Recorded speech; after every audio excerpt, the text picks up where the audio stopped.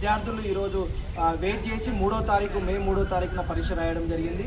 ఒక రాష్ట్రంలో రాజస్థాన్ రాష్ట్రంలో పేపర్ లీకేజ్ అయిందని చెప్పి ఈరోజు ఎన్టీఏకి సంబంధించినటువంటి అధికారులు ఈరోజు పరీక్షనే ఈరోజు రద్దు చేస్తున్నామని చెప్పడం జరిగింది. కాబట్టి ఈ 22 లక్షల మంది విద్యార్థుల జీవితాలు ఈరోజు రోడ్డు మీద పడ్డాయని చెప్పి ఈరోజు మేము చెప్తా ఉన్నాము. ఎందుకోసం అంటే ఈరోజు పరీక్షా విధానం నిర్వహించేటటువంటి ఎన్టీఏ పరీక్షా విధానం ఏదైతుందో ఆ పరీక్ష పేపర్ లీక్ అయిందనంటే ఇది ఎన్టీఏ తప్పిదమని చెప్పి మేము చెప్తా ఉన్నాము.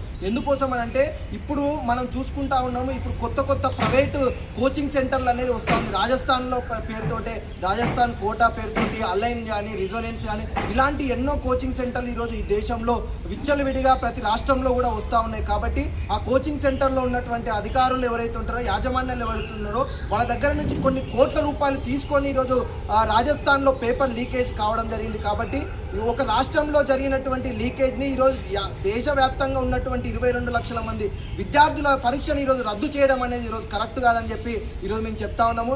ఎందుకోసమనంటే ఈరోజు ఇన్ని రాష్ట్రాలు ఉన్నాయి, 29 రాష్ట్రాలు ఉన్నాయి. అన్ని రాష్ట్రాలలో నిర్వహించేటటువంటి పరీక్షలు ఏవైతే ఉన్నాయో అవన్నీ సక్రమంగా నడుస్తూ ఉన్నాయి. కానీ ఈరోజు దేశవ్యాప్తంగా నిర్వహించేటటువంటి నీట్ పరీక్ష ఏదైతే ఉందో 2014లో కానీ 2016లో కానీ ఇలాంటి లీకేజీలు కూడా జరిగినాయని చెప్పి మనందరికీ కూడా తెలుసు. కాబట్టి లీకేజీలు జరుగుతున్న పరీక్షా విధానాన్ని పకడ్బందీగా నిర్వహించేటటువంటి లోపం ఈరోజు ఎన్టీఏదే ఉంది. కాబట్టి ఏదైతే పరీక్ష ఈరోజు లీకేజ్ జరిగిందో అధికారులు ఎవరైతే లీకేజ్ జరిగినటువంటి వాళ్ళపైన చర్యలు తీసుకోవాలి అని చెప్పి ఈరోజు మేము డిమాండ్ చేస్తూ ఉన్నాం.